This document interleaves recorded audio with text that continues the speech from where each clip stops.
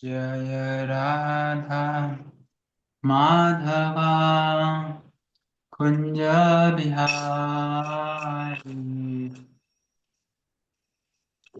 जय राधा माधवा कुंज बिहारी।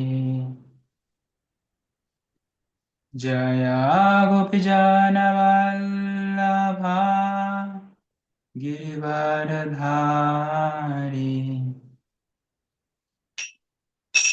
जय गोपीजनवल्लभा गिरिवरधारी।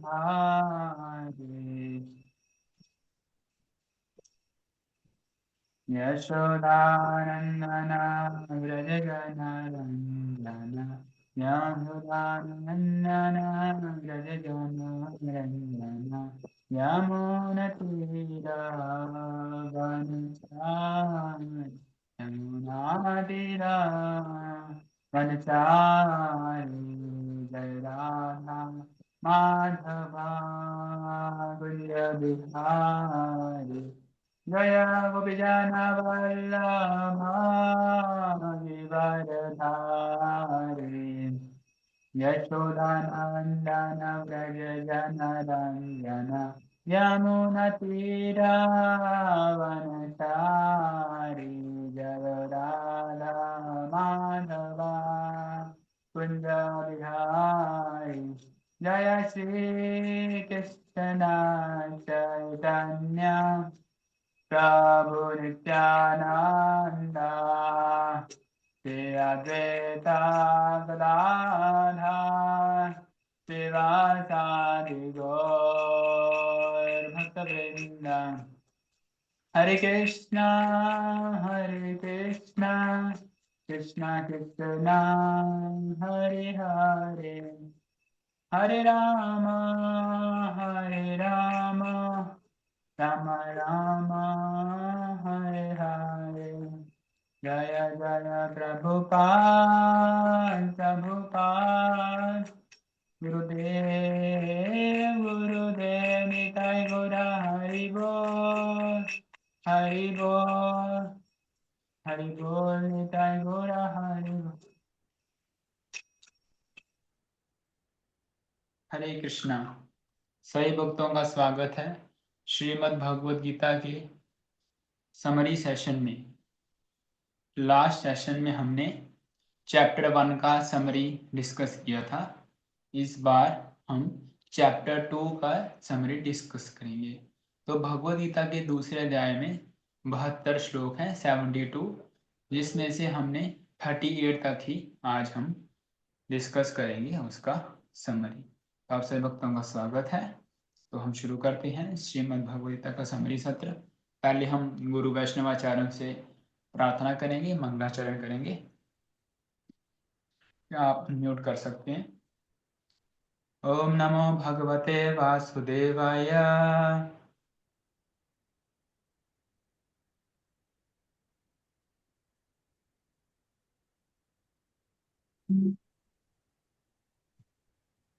ओम नमो भगवते वासुदेवाय। ओम नमो भगवते वासुदेवाय।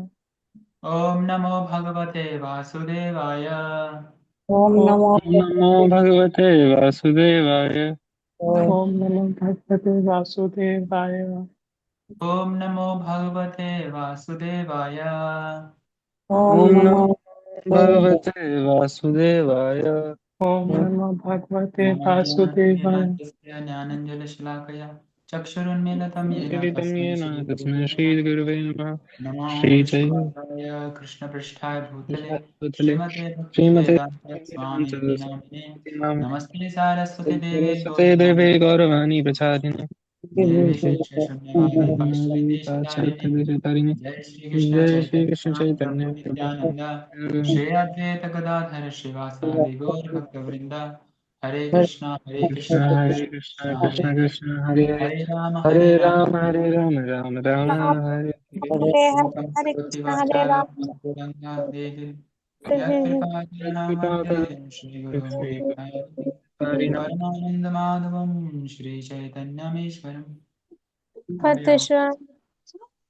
हरे कृष्ण। तो हरे आज कृष्ण। हम श्रीमद् भगवद गीता के जो रीडिंग सत्र है, आज हम इसमें दूसरे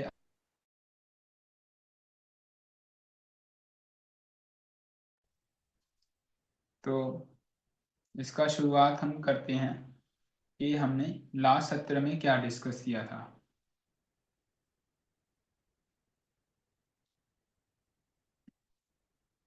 तो चैप्टर 1 में हमने देखा था कि अर्जुन लड़ाई क्यों नहीं करना चाहते, उनके उन्होंने कुछ रीजन दिए थे। तो हमने कंक्लूड किया था कि अर्जुन जो हैं उन्होंने अपना जो गांडीव है वो रख दिया है और अब वो पूर्ण रूप से जो है दुख की अवस्था में चले गए हैं। तो अर्जुन ने 4 हमको कारण बताए थे युद्ध ना करने के।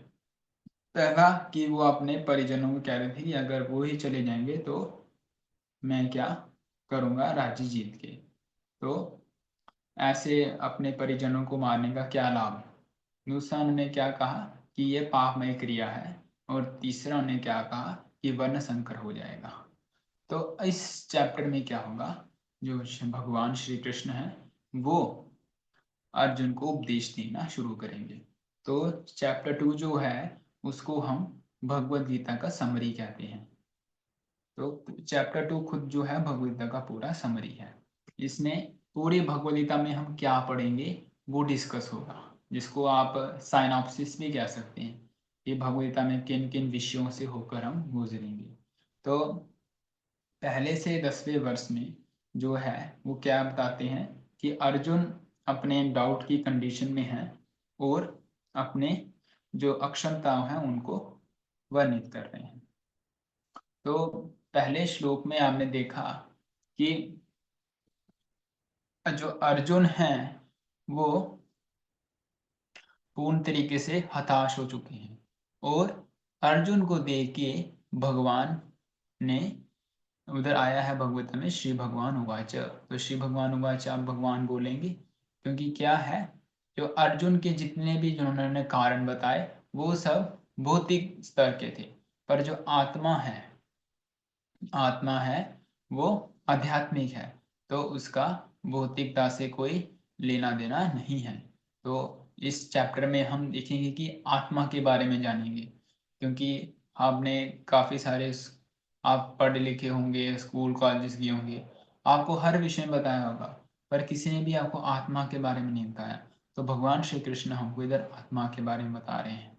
तो अर्जुन जो कह रहे थे कि मैं जो हूँ मैं उनको इस तरह से नहीं मार सकता, तो वो मेरे परिजन हैं। तो भगवान कहते हैं कि वो ऐसा है कि मान लो कोई डूब रहा हो और हम उसका कपड़ा बचा लें, तो उससे कोई लाभ नहीं हुआ क्योंकि व्यक्ति तो डूब गया।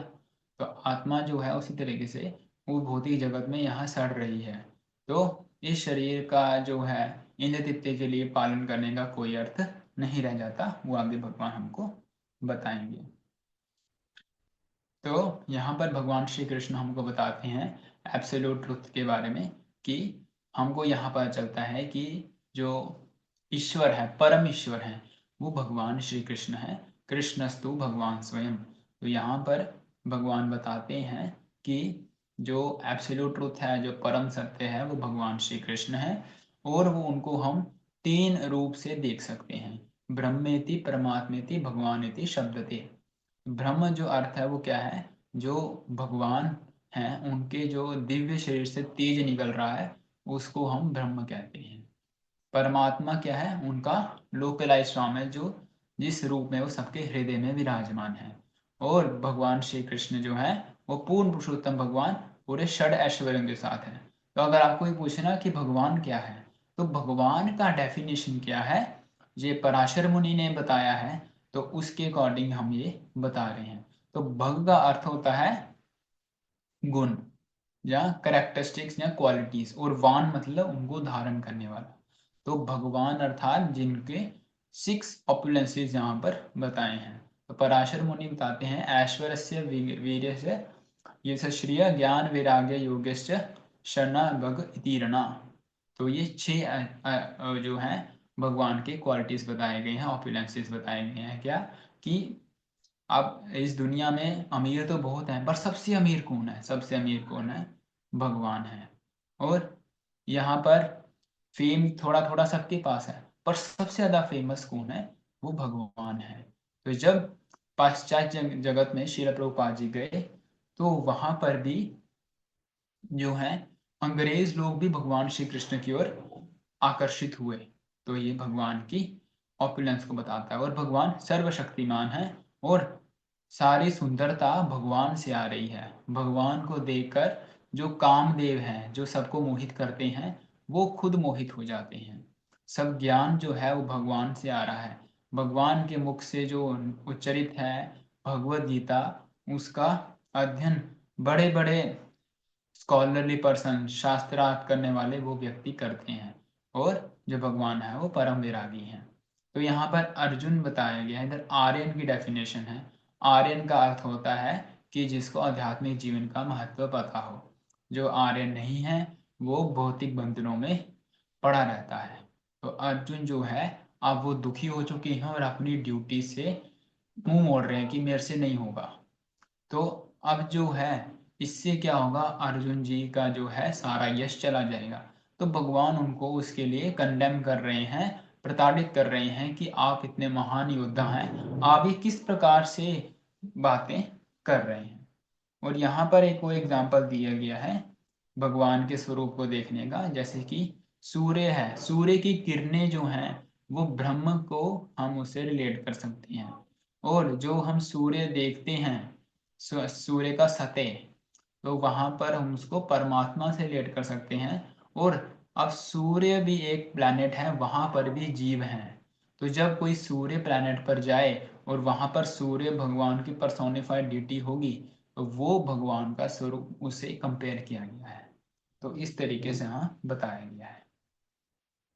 नेक्स्ट वर्स में बता रहे हैं कि भगवान श्री कृष्ण के जो हैं कि वसुदेव, और मतलब भगवान श्री कृष्ण और अर्जुन में क्या रिलेशन है। अब जो वसुदेव जी थे भगवान श्री कृष्ण के पिता, तो कुंती महारानी उनकी बहन थी। तो इस रिलेशन से जो अर्जुन है वो भगवान के रिलेटिव फ्रेंड लगे। ठीक है। तो जो कुंती महारानी है वो क्षत्रिय फैमिली को कहा गया, प्रथा, प्रथा मतलब क्षत्रिय फैमिली। तो अब क्षत्रिय का यहाँ कार्य बताया गया कि क्षत्रिय का क्या कार्य होता है कि वो समाज की रक्षा करता है और धर्म के लिए लड़ता है। और जो है वो अगर कोई भौतिक कार्य हुए तो उससे वो नॉन वायलेंट नहीं होता, अपनी ड्यूटी को ठीक से निभाता है। तो अब अर्जुन जो है वो जन्म से क्षत्रिय हैं, तो उनको क्षत्रिय वाला कार्य करना चाहिए। पर अब वो जो हैं अपने हृदय की दुर्बलता के कारण जो क्या हो रहे हैं, वो कह रहे हैं कि मुझसे युद्ध नहीं होगा। तो वो क्या क्या है, क्या हमको दे रहे हैं एग्जाम्पल कि क्यों नहीं होगा। कह रहे कि गंगापुत्र भीष्म जी, गुरु द्रोण, वो सब हमारे पूजनीय हैं, तो हम उनको हम कैसे वो कर सकते हैं। तो उसके बाद हम बताएंगे कि हमको उनको काउंटर एक्ट नहीं करना चाहिए। तो और कह रहे कि अपने रिश्तेदारों को मैं क्यों मारूंगा।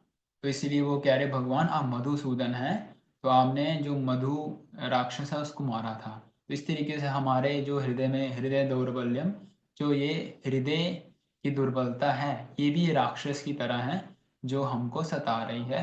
तो आप कृपा करके इसका जो है जो संशय है इसका निवारण करें। तो फिर अर्जुन अपनी ओर कुछ कारण देते हैं कि मैं लड़ाई नहीं करना चाहता। तो वो कहते हैं कि मैं अच्छे अच्छा होगा मैं भीख मांग के जी लूं, पर मैं अपने टीचर्स को, गुरुओं को नहीं मारूंगा, ये बहुत ही जो है घृणित कार्य है। तो अर्जुन कह रहे हैं कि अगर उनको मार गया और मैं जीत भी गया, तब भी हम खून से सने जो है सिंहासन पे विराजेंगे, तो ये अच्छी बात नहीं है। तो अर्जुन जी अपने तरीके से कंटम्पलेट करते हुए इस नतीजे पे पहुंचे कि मैं युद्ध नहीं करूंगा। तो यहाँ पर फिर जो अर्जुन फाइनली भगवान को सरेंडर कर देते हैं, और इस वर्ष से जो है भगवद गीता का वास्तविक शुरुआत होता है। जब अर्जुन भगवान को सरेंडर कर देते हैं। तो हमको भी भगवद गीता को पढ़ने के दो तरीके हैं। आप देखिए, भगवद गीता को धृतराष्ट्र ने भी सुना और अर्जुन ने भी सुना, पर धृतराष्ट्र में कोई बदलाव नहीं आया। अर्जुन जी हैं, उन्होंने परम गति की प्राप्ति की।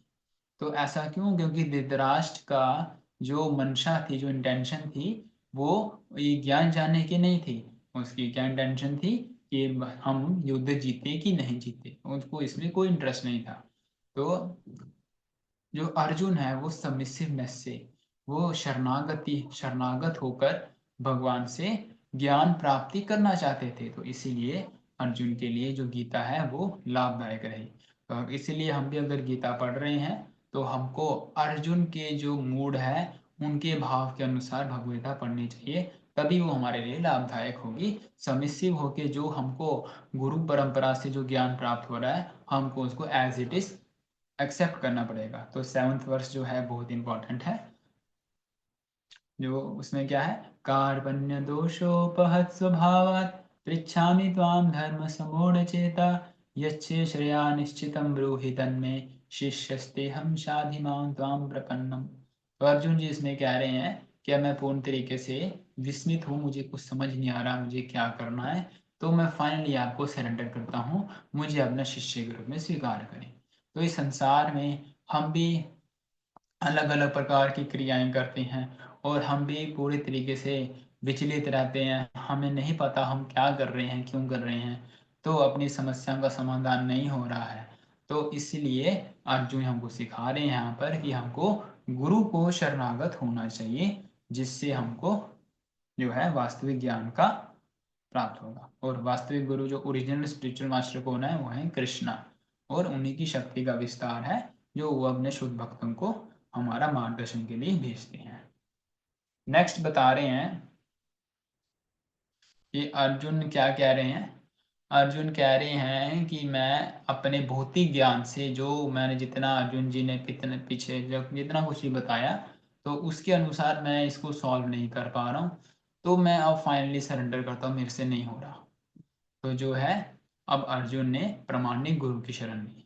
अब प्रामाणिक गुरु की शरण ली, भगवान श्री कृष्ण की शरण ली, तो इससे उनकी जो है सद्गति हुई। तो यहाँ पर बताया गया है कि भौतिक प्रॉब्लम के भौतिक सल्यूशन नहीं होते। अगर कोई भौतिक प्रॉब्लम है, अगर उसका भौतिक रूप से सल्यूशन करेंगे तो उसका जो है प्रॉब्लम और गुना बढ़ जाएगी। जैसे कि पहले के ज़माने में लोग हाथ से काम करते थे, छोटी छोटी चीज़ें खुद बनाया करते थे, तो वो स्वस्थ रहते थे। पर उन्होंने क्या सोचा कि अपना समय बचाने के लिए उन्होंने मशीनों का आविष्कार कर दिया कि अब हमारा समय बच जाएगा, पर उनका बचा हुआ समय कहाँ जा रहा है? उन्हीं मशीन की मेंटेनेंस में जा रहा है। तो प्रॉब्लम तो फिर की वहीं रह गई, और मशीनों के कारण और सी बहुत सी दिक्कतें आ गई, क्योंकि उनका सही रूप से इस्तेमाल नहीं हो रहा। तो इसीलिए यहाँ पर बता रहे हैं कि हमको भगवान को है शरणागत होना चाहिए। अब अगले श्लोकों में बताया जाएगा ज्ञान योग के बारे में।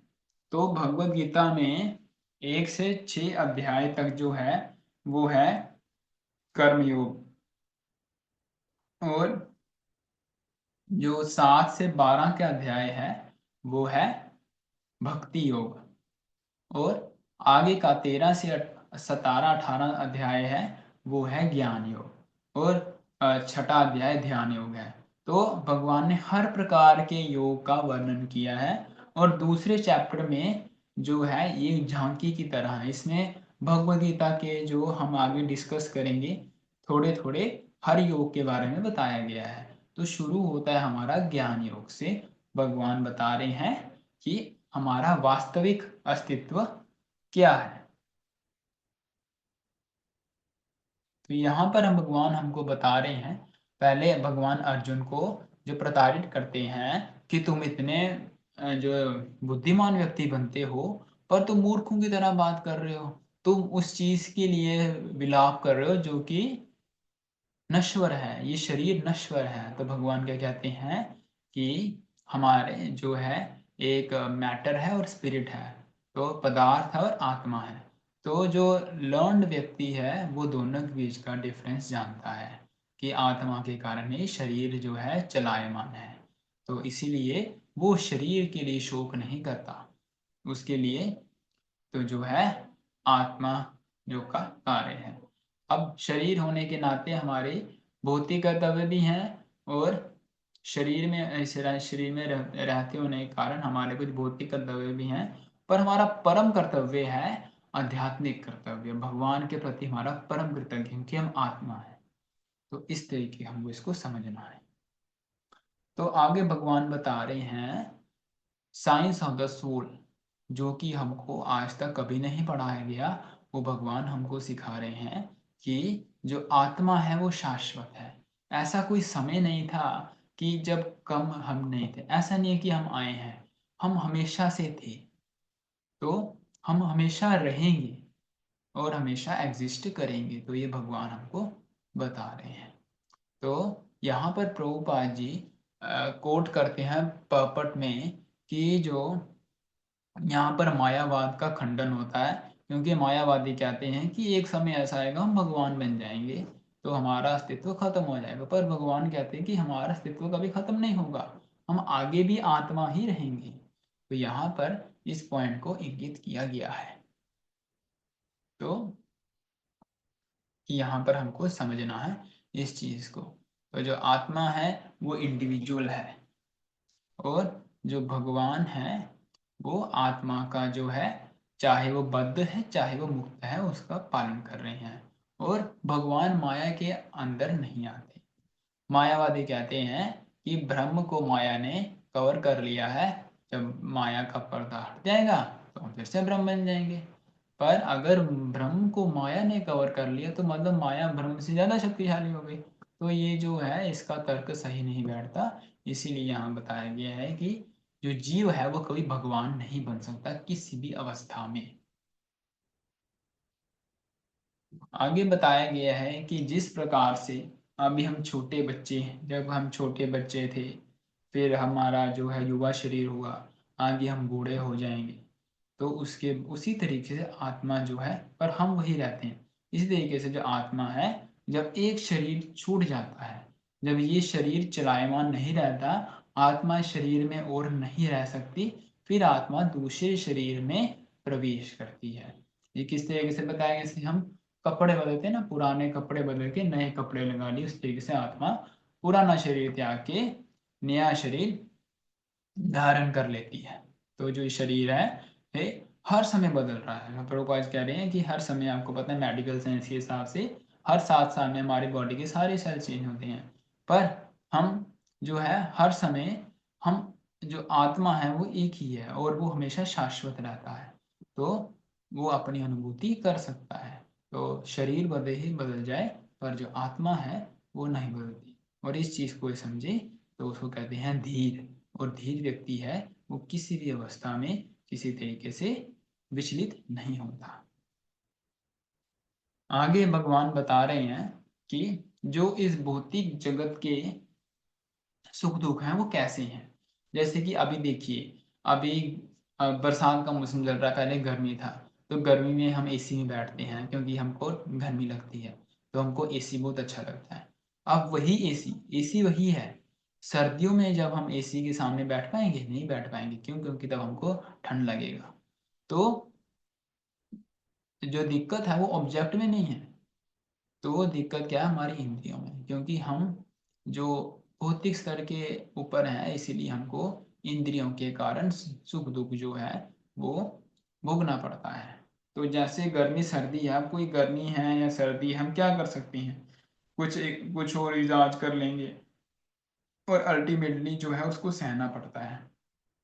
तो इसलिए भगवान कह रहे हैं कि सुख दुख जो है वो भी गर्मी सर्दी के समान है, वो आता है जाता है, तो हमें उसको सहना है। तो भगवान कहते हैं सहोगे तो रहोगे। तो इस तरीके से हमको अपने जो मिशन है, अपने लक्ष्य के प्रति दृढ़ रहना है। तो इस तरीके से भगवान हमको ये बता रहे हैं। अगली बार नेक्स्ट श्लोक में भगवान बता रहे हैं कि दो आत्मा जो है वो कभी शरीर नहीं बदलती, भौतिक शरीर जो है, भौतिक शरीर बदलता है। तो दो प्रकार के अध्यात्मवादी होते हैं, एक होते हैं सकारवादी, एक होते हैं निराकारवादी। तो यहाँ पर बताया गया कि आत्मा जो है नहीं बदलता, जबकि जो भौतिक शरीर है वो हमेशा बदलता रहता है। और यहाँ पर आत्मा के जो साइज का वर्णन है वो क्या बताया गया है, जो हमारा बाल है अगर हम उसके टिप के 10,000 हिस्से करें तो उतना हमारा आत्मा का हमारा जो आत्मा है, हम आत्मा है तो आत्मा का साइज इतना बताया गया है। तो इस तरीके से जो है वो है। और आत्मा कहाँ होता है, अब देखिए हमारे जो शरीर चलायमान है वो किसके कारण है। अब जो ब्रेन है, ब्रेन तक भी ब्लड पहुंचेगा तभी काम करेगा, और ब्लड पहुंचा कौन रहा है, हार्ट।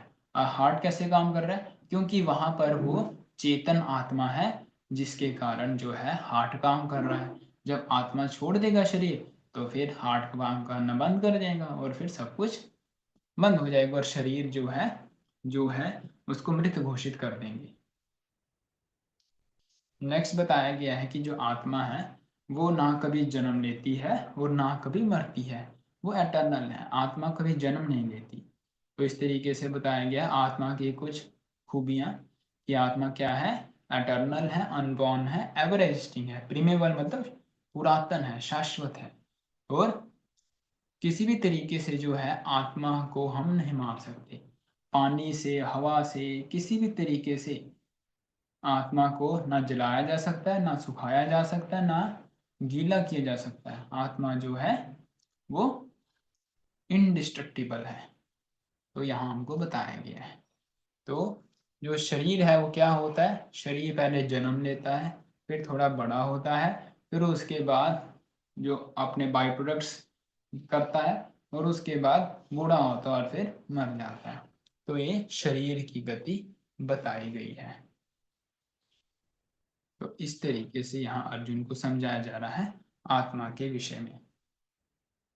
अगले श्लोक में हमको बताया जा रहा है कि किस तरीके से जो आत्मा है वो अपना शरीर जो है, आत्मा जो है जब भौतिक शरीर का नाश होता है तो सुपर सोल मतलब परमात्मा, अब आत्मा अपना कार्य कर पाती है वो परमात्मा की कृपा से, परमात्मा की उपस्थिति के कारण होता है।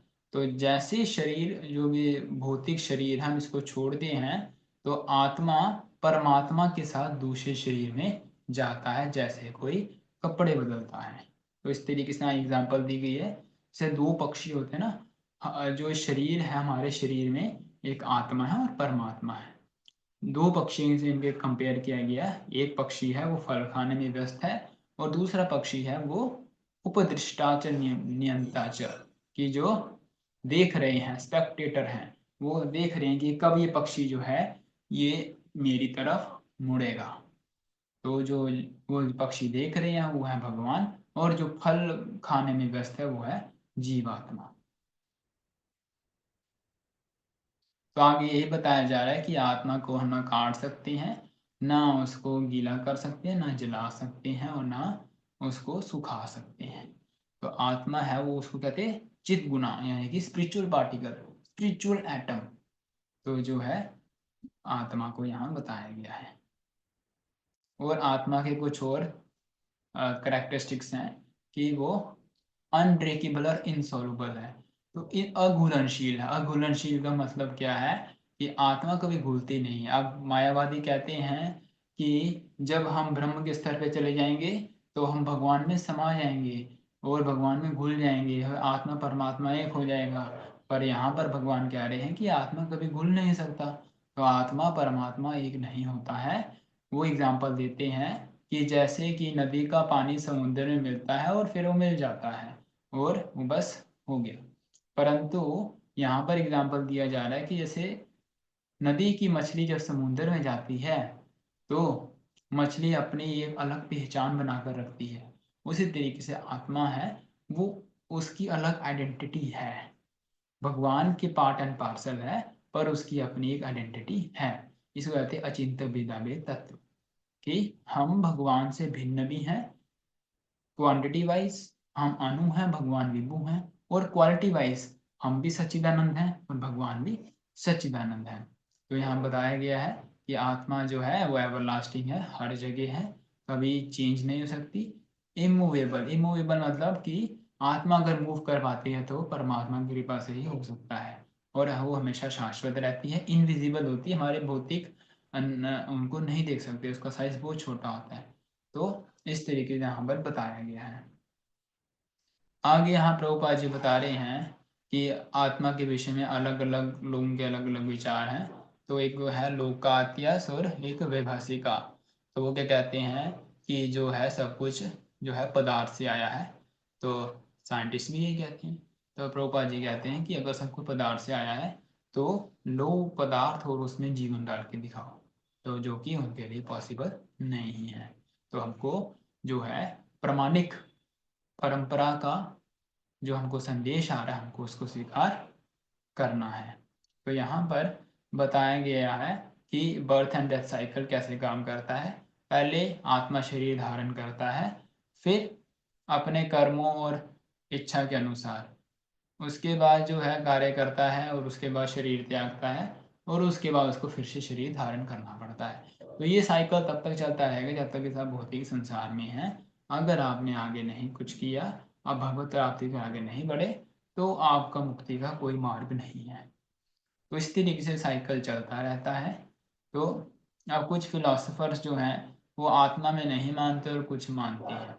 तो इस तरीके से बताया गया है कि बिफोर क्रिएशन आत्मा जो है वो अनमैनिफेस्ट स्टेट में थी, और उसके बाद जब भगवान ने दृष्टिपात किया और जो भौतिक प्रकृति है वो चेतन हुई, तो तब आत्मा मैनिफेस्ट हुआ। तो अब आश्चर्य, अब आत्मा, जब आत्मा के विषय में हम कोई चर्चा करते हैं तो सारे आश्चर्य के रूप से आत्मा को देखते हैं। कुछ लोग देखते हैं कि बड़े आश्चर्यजनक है, अमेजिंग है। तो लोग जो हैं इस विषय में बड़े रुचि रखते हैं, परंतु हमको प्रामाणिक आधारों पर हमको आत्मा के बारे में जानना है। तो यहाँ पर प्रभुपाद जी कह रहे हैं कि जो आत्मा को मारा नहीं जा सकता। अब कोई तर्क कर सकता है कि ठीक है, अब आत्मा को मारा नहीं जा सकता, हम अगर किसी मांसाहार कर रहे हैं तो आत्मा ने तो वैसे भी, आत्मा को तो कुछ नहीं होना, वो शरीर को होना है, तो फिर क्या दिक्कत है, हम तो खा सकते हैं। नहीं, तो यहाँ पर प्रभुपाद जी बता रहे हैं कि अगर आप इस प्रकार से करते हैं तो जो जीव है उसकी जो यात्रा है उसमें विघ्न आता है, और किसी भी प्रकार से अगर उसमें जो प्रकृति के कार्य में आप कोई बाधा डालेंगे तो आपको उसका भुगतान देना पड़ेगा। तो यहाँ पर बताया कि अननेसेसरी वायलेंस नहीं करनी है। अब वायलेंस जो है वो डॉक्टर्स भी करते हैं, वो चीर फाड़ करते हैं, ऑपरेशन करते हैं, पर वो हमारी भलाई के लिए होता है। तो इंटेंशन मैटर करता है। तो जज अगर कोई सज़ा दे रहा है किसी को, तो वो गुनह, अगर उसको सज़ा यहाँ पर मिल जाएगी फिर उसको नरक में सज़ा नहीं मिलेगी, तो इस कारण से जो है उसको सज़ा देना जस्टिफाइड है। तो यहाँ पर हमने समरी फॉर्म में आत्मा के जो करेक्टरिस्टिक्स हैं वो हमने डिस्कस की। ये PDF बाद में शेयर कर दिया जाएगा। और लास्ट सेक्शन जो है वो कर्म कांड सेक्शन है, कि मतलब कि कर्म कांड के विषय में अब भगवान बताएंगे, उस दृष्टिकोण से बताएंगे। तो भगवान ने हर प्रकार का जो है दूसरे अध्याय में कवर किया है। अभी तक हमने ज्ञान कांड पढ़ा, ज्ञान योग पढ़ा, कि जिसमें आत्मा के विषय में बताया गया कि आत्मा क्या होती है। अब हमको आगे बताया जा रहा है कि कर्म कांड क्या है। ये अर्जुन को बताएंगे कि अगर आप युद्ध करोगे तो उसे क्या लाभ होगा। तो कर्म कांड मतलब क्या होता है कि अब जिन व्यक्तियों को अपनी इच्छा पूरी करनी है तो उनको कहा जाता है कि आप क्या करो, आप शास्त्रों के आदेश अनुसार शास्त्रों की विधि का पालन करो और उससे अपनी इच्छा पूरी करो। आप यज्ञ करो देवताओं के लिए, तो आपको जिस प्रकार का फल चाहिए वो आपको मिल जाएगा।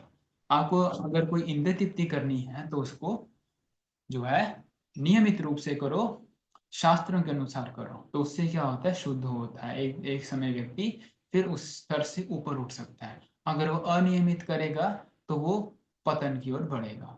तो अगर कोई यज्ञ करता है और उसके बाद उसको अवसर मिलता है कि वो स्वर्ग में जाके अपना सुख भोग कर सके, और जब वो पूरा जो है अपना भोग लेता है, उसका खाता खत्म हो जाता है, फिर पुण्यम क्षीणम मृत्यु लोके विशंति, फिर वो मृत्यु फिर से भौतिक जगत में आ जाता है। तो ये साइकिल चलता रहता है, और एक समय पर व्यक्ति फिर सोचता है कि अब मुझे कर्म कांड से उठकर ज्ञान कांड की ओर जाना चाहिए। तो यहाँ पर भगवान यही बता रहे हैं कि अगर आप अपनी ड्यूटी करोगे तो क्या होगा। जब अपनी आप ड्यूटी करोगे, वर्णाश्रम धर्म का पालन करोगे, तो यहाँ बताया गया है वर्णाश्रम धर्म में 4 आते हैं, ब्राह्मण, क्षत्रिय, वैश्य और शूद्र। और जब आप इसका पालन करोगे तब आप मुक्ति की ओर आगे बढ़ सकते हो। आगे यहाँ बताया गया है क्षत्रिय। तो क्षत्रिय का जो कर्तव्य है वो क्या है, देश की रक्षा करना, और उसके लिए उसको हिंसक होना भी पड़े तो वो गलत नहीं है। और अगर जो क्षत्रिय है वो अपना कार्य करता है तो अगर वो जीतेगा तो उसको राज्य मिलेगा, अगर वो मृत्यु को प्राप्त हो, वीर गति को प्राप्त हो, तो उसको स्वर्ग प्रदान होगा। तो इसलिए हमें अपनी ड्यूटी जो है उससे मुंह नहीं मोड़ना चाहिए, भगवान ये बता रहे हैं। तो इस प्रकार से बता अर्जुन को मोटिवेट कर रहे हैं कि आप युद्ध कीजिए। तो अगर आप अपना युद्ध नहीं करेंगे तो क्या होगा, फिर आपका जो है आप पाप के भागीदार बनेंगे और जो है अपना यश खो देंगे। और उससे क्या होगा, वो कहेंगे कि यही कारण है। तो जो बड़े बड़े योद्धा जो हैं वो आपका तिरस्कार करेंगे और आपको फिर निंदा का पात्र बनना पड़ेगा। तो यहाँ पर भगवान ये बता रहे हैं। तो इसीलिए भगवान कह रहे हैं कि आपकी तो विन विन सिचुएशन है। अगर आप जीते तो आपको राज्य मिलेगा, अगर आप वीर गति को प्राप्त हो आपको स्वर्ग मिलेगा। तो हर किस्म में आपका फायदा ही फायदा है। तो इसीलिए भगवान कह रहे हैं कि अगर आप अपना कार्य नहीं करते तो आप पाप कर रहे हैं। तो इसीलिए आपको सुख दुख हानि लाभ जय पराजय को समान रूप से मानते हुए कार्य करना है। ठीक है, तो यहाँ भगवान हमको ये बता रहे हैं। और अभी तक अभी हमने पढ़ा ज्ञान कांड और कर्म कांड।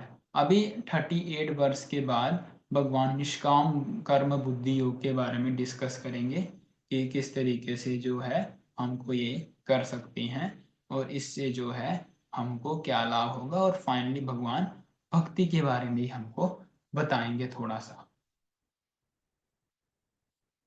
तो इस तरीके से जो है हम इस चीज को समझ सकते हैं।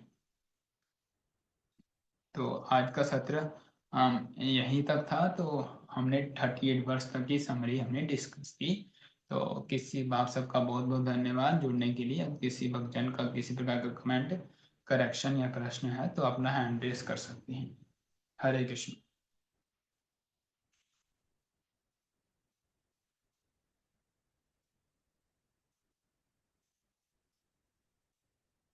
हरे कृष्णा। किसी का कोई प्रश्न है, जिज्ञासा? जी माता जी। हरे कृष्णा प्रभु जी, दंडवत प्रणाम। हरे कृष्णा। प्रभु जी, सेकंड चैप्टर भगवत गीता जो श्लोक है 36, प्रभु जी इसके तात्पर्य में लिखा है कि प्रारंभ में ही भगवान श्री कृष्ण को अर्जुन के अयाचित, प्रभु जी इसका मेरे को शब्द मतलब नहीं समझ आया। अयाचित दया भाव पर आश्चर्य हुआ था और उन्होंने इस दया भाव को अनारोचित बताया था। तो प्रभु जी अयाचित और अनायोचित, इन दो शब्द का मतलब क्या है? जी, तो हाँ माता जी इधर टेक्स्ट में कह रहे हैं कि हमको वो चाहिए, तो वो मैं पीडीएफ फॉरवर्ड कर दूंगा, वहां से देख सकते हैं, वहां अच्छा स्क्रीनशॉट आ जाएगा। तो आपने जैसे कहा कि यहाँ पर भगवान कह रहे हैं कि जो अर्जुन का जो सो कॉल्ड जो उनके अपने रिलेटिव कंपैशन था, तो उसको कहते हैं अयाचित।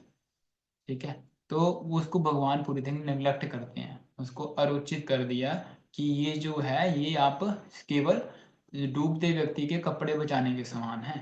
तो इसलिए भगवान ने जो अर्जुन का जो सो कॉल्ड कंपैशन था कि मेरे गुरु मर जाएंगे, गुरु को मारूंगा, अपने परिवार वालों को मारूंगा, तो ये तो ठीक नहीं है। भगवान कह रहे वो तो आत्मा है, तो उसमें तो उनकी कोई हानि है ही नहीं, उनको तो अच्छा शरीर मिलेगा अगली बार। तो इसीलिए आपका कंपैशन जो है वो जस्टिफाइड नहीं है। तो यहाँ भगवान इस चीज को इंगित करते हैं। प्रभु जी लास्ट क्वेश्चन है 38 श्लोका से ही। प्रभु जी जो लास्ट में लिखा है तात्पर्य में कि जिसने अन्य समस्त कार्य को त्याग कर मुकुंद श्री कृष्ण की शरण ग्रहण कर ली है, वह ना तो किसी का शनि और ना किसी का कृतज्ञ। तो प्रभु जी शनि और कृतज्ञ का क्या मतलब हुआ?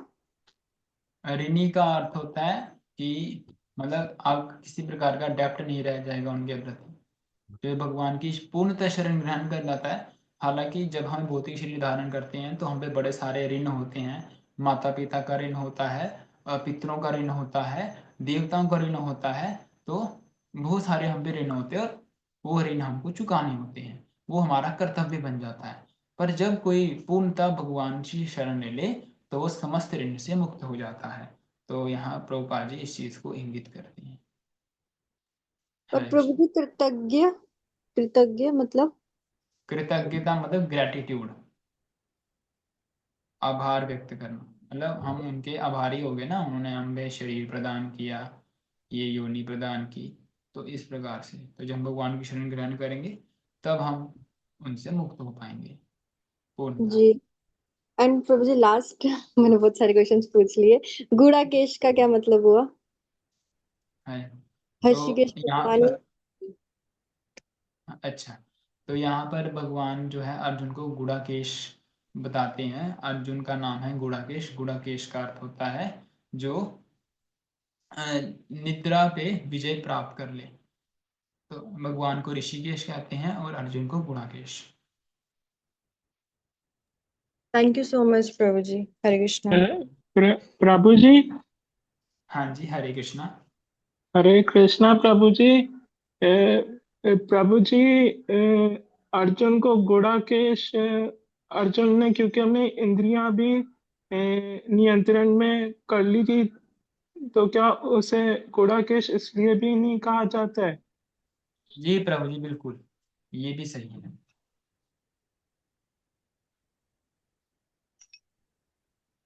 अर्जुन को इसलिए भी गुणाकेश कहा था क्योंकि हमने उन्हें इंद्रियों पे विजय प्राप्त कर ली थी, तो वो नियमित हो चुके थे। और किसी भक्तजन का कोई प्रश्न?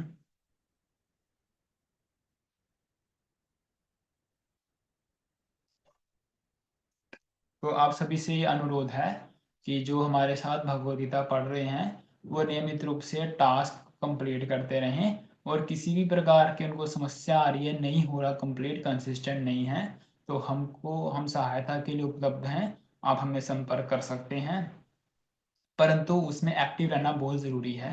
अगर आप पोल में यस नो नहीं करते हैं या किसी प्रकार का हमको रिस्पॉन्स नहीं आता है तो हमें ये लगता है कि आप रीडिंग में या तो इंटरेस्टेड नहीं है, या आपने छोड़ दिया है और नहीं पढ़ना चाहते। तो इसीलिए आप सबसे प्रार्थना है कि कृपा करके जो है साथ में अध्ययन का आनंद लें और भगवत भक्ति में आगे बढ़ें। तो I think we should end the session now. तो आप सबका बहुत बहुत धन्यवाद जुड़ने के लिए। तो कृपया करके अनम्यूट करें और मुझे पीछे बोलने का प्रयास करें। ग्रंथावतार श्रीमद् भगवता जी की जय। जय जय जगत गुरु श्रीला प्रभुपाद की जय जय जय समस्त भक्त वृंद की जय जय वांछा जय। कल्पतरुभ्यश्च कृपा सिंधु भयश्च पतितानां पावनेभ्यो पतितनं वैष्णवेभ्यो पावनेभ्यो वैष्णवेभ्यो नमो नमः। हरे कृष्णा। हरे कृष्ण। हरे कृष्णा प्रभु जी। हरे